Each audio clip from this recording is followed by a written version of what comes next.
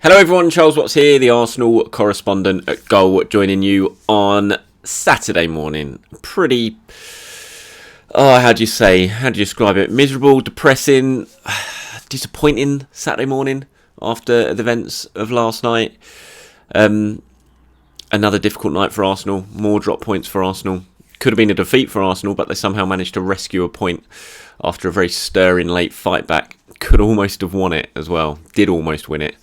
Leandro Trossard hitting the bar in injury time, and a couple of mad scrambles that on another day could have fallen Arsenal's way and they could have scrambled the ball into the net. But had they done that, then you'd have to say they've been pretty fortunate given the way they pretty much handed Southampton a chance of getting something from that game last night. Just a bizarre match. Really, really bizarre match. Thrilling to watch.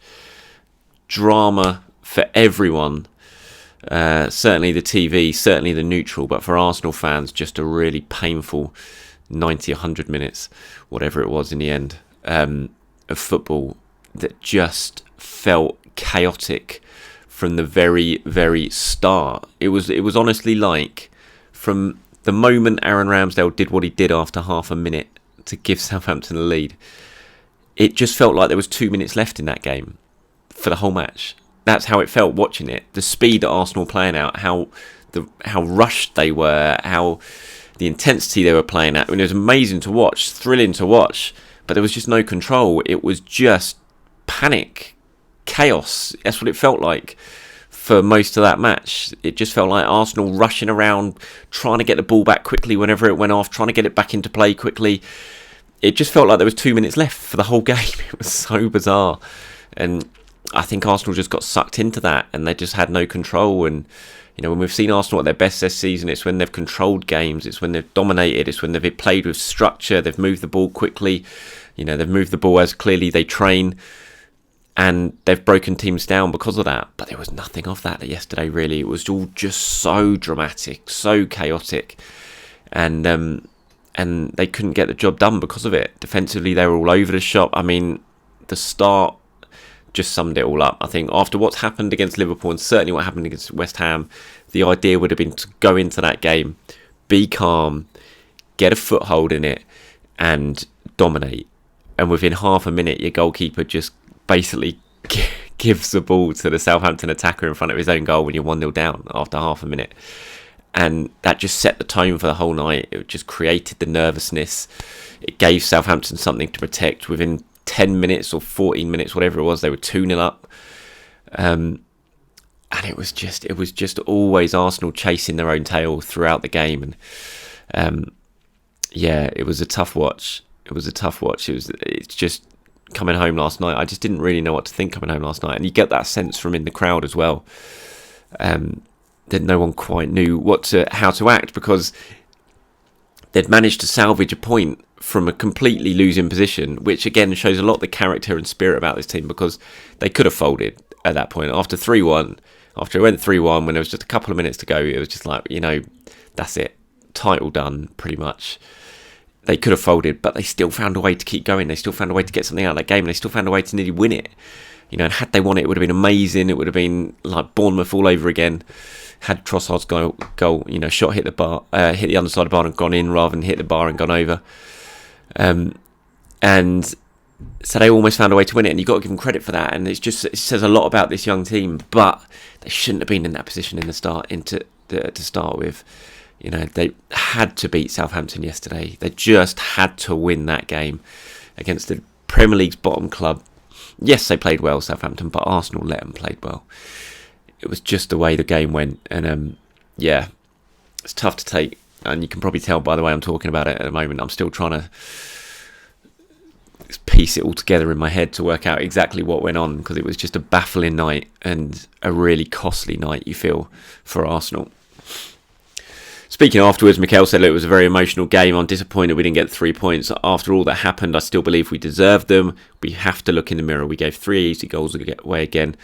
When that's the case, it's difficult to win in this league. The response to the players, I cannot love them anymore. It's just a joy to coach them. It's a joy to be part of this club and experience what I've experienced together with the team. And at the end, the magic moment was there to be taken. We had 2 big chances at 3-3 to score. Today it didn't happen, unfortunately. That's why we were like that. And there was chances. Arsenal could have won it. Like I said, the magic fairy tale was there to happen again, just like it did against Bournemouth. But this time, instead of Reece Nelson's shot finding, the corner, Leandro Trossard's shot found the bar and went over the top. And that's how close Arsenal were to a dramatic win. But like I said, it shouldn't have been. It shouldn't have been like that. They shouldn't have been in that position in the first place. It should have been a much more comfortable night's work. But, I was...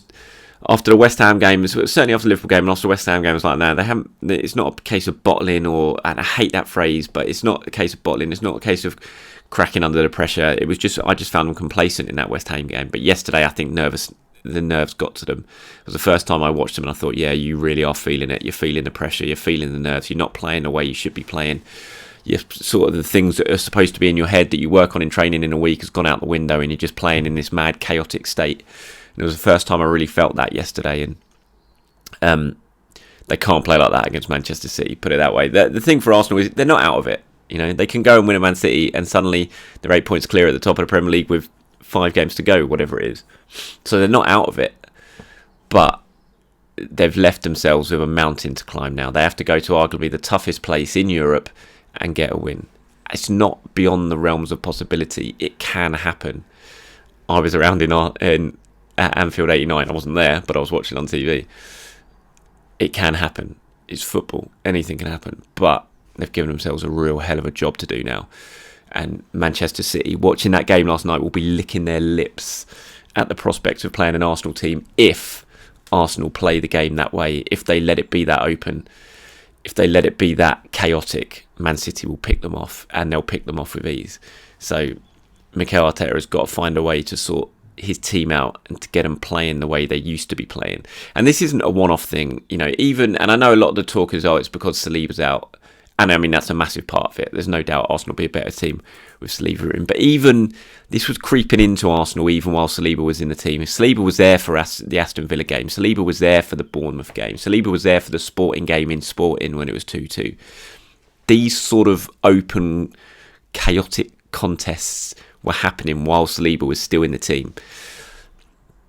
So it's something that's been creeping into Arsenal's play since the World Cup, the amount of goals they're conceding. And they've got to find a way of stopping that now, because that's what's going to cost them. You score 3 goals at home to Southampton, you should win that game. Absolutely, you should win that game. But they haven't, because they've been so bad at the back. And they've conceded 3 goals at home to the league's bottom club. That can't happen if you're going to win a title. So you basically feel like with Arsenal now they've got one more chance. It's the toughest chance they could possibly have, but they've got one more chance, and that's on Wednesday night. And if they can come away from the Etihad with anything, just give themselves something to cling on to, then you never know what could happen over the next 5 games. But I came away from the Emirates feeling pretty gloomy about Arsenal's prospects in terms of the title last night, I have to admit. And it's tough because I keep having to think to myself, I've never actually felt Arsenal were going to win the title, I have to admit. I've always thought Manchester City would win it, but when it gets this close, when you get to this within touching distance of the finish line and you are where Arsenal were, you've got to try and get over the line. You've got to do all you can to get over the line, and it just feels like they've let it slip through their fingers a little bit, or a lot, in the last couple of weeks. And they're going to be kicking themselves. And as fans, everyone's going to be thinking, what if? They're going to be looking back to these games, the Saka penalty against West Ham, Martinelli's through ball to Bukayo Saka at 2-2 against Liverpool in the last minute at Anfield.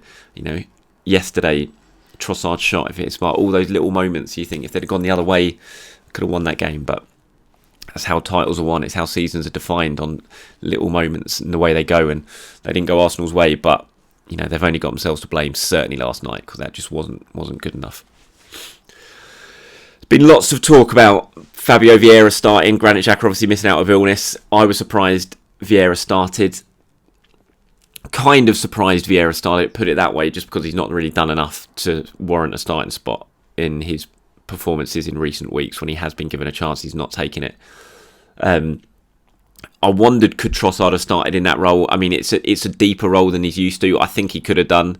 I think it's just a way of getting Trossard on the pitch. Arsenal, for me, are a better team when Trossard on the pitch. When you look at this run they've been on now, the 3 games without a win, That's been since Trossard's been dropped to the bench. While he was starting, even when Saliba wasn't playing, when Trossard was on the bench, Arsenal was on the pitch, Arsenal was still winning. But since Anfield, when Trossard dropped to the bench, Arsenal haven't won a game. And I thought he made a big impact yesterday when he came on. Obviously, nearly scored the winner. And even if that isn't a role that suits him perfectly, the Xhaka role, even if it is a little bit deeper than he needs to play, I still think at home to Southampton, he could play that role. He's that good enough. He's that good. And he could still bring you a lot more control in that position because of his ability, because of how good he is on the ball. I mean, Vieira, and I don't want to jump on the bandwagon of just destroying him because he's obviously going for a difficult time at the moment. He is a talented player, we know that, but he looks like he's hiding on the pitch at the moment when he plays. He's there, he's running around a bit, but he's making no sort of impacts whatsoever. And he just looks like he's hiding a little bit on the pitch to me.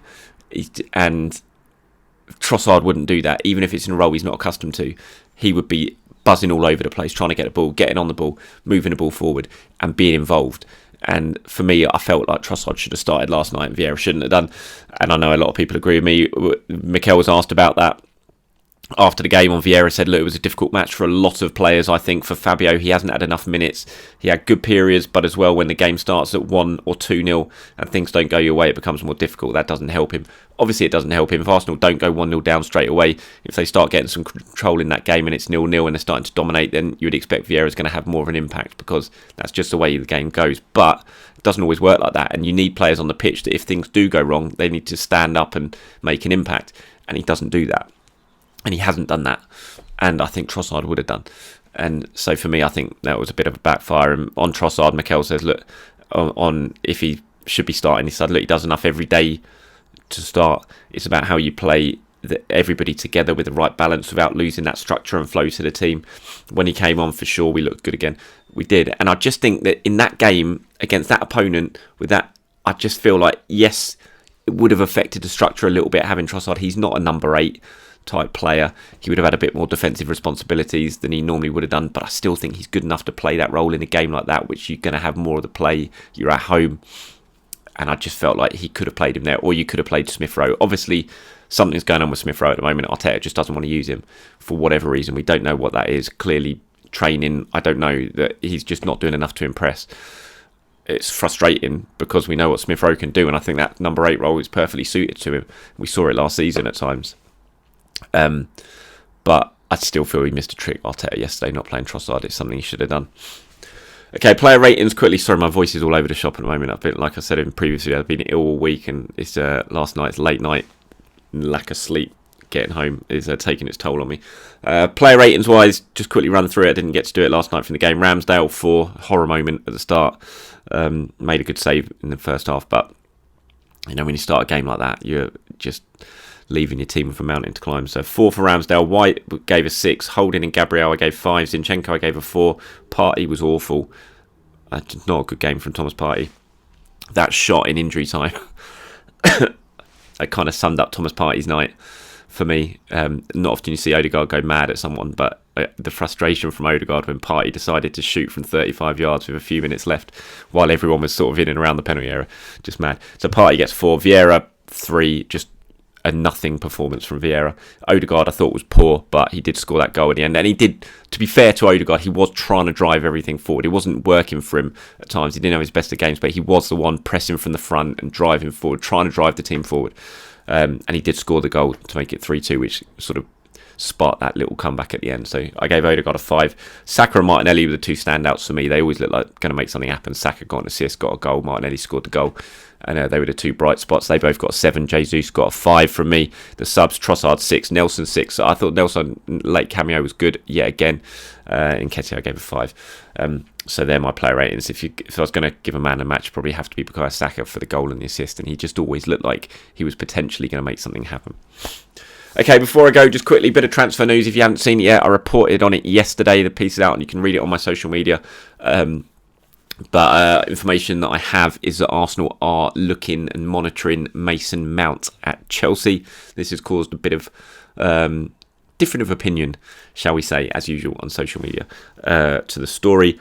But yeah, my understanding, Arsenal are monitoring it. There have been sort of preliminary talks about his availability. Mount is expected to leave Chelsea this summer. He's only got a year left in his contract. He's rejected contract offers from Chelsea. Liverpool very much in the mix. Both Manchester clubs sort of monitoring it as well.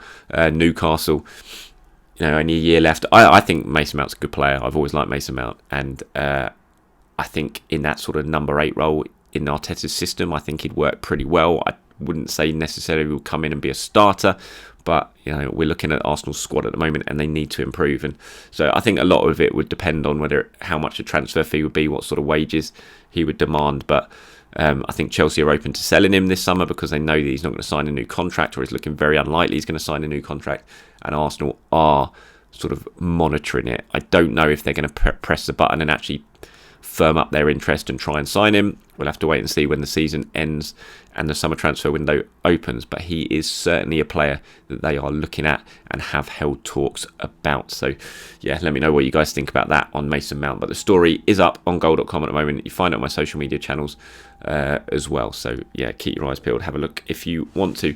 All right, that's it from me, everyone. Thank you very much for watching.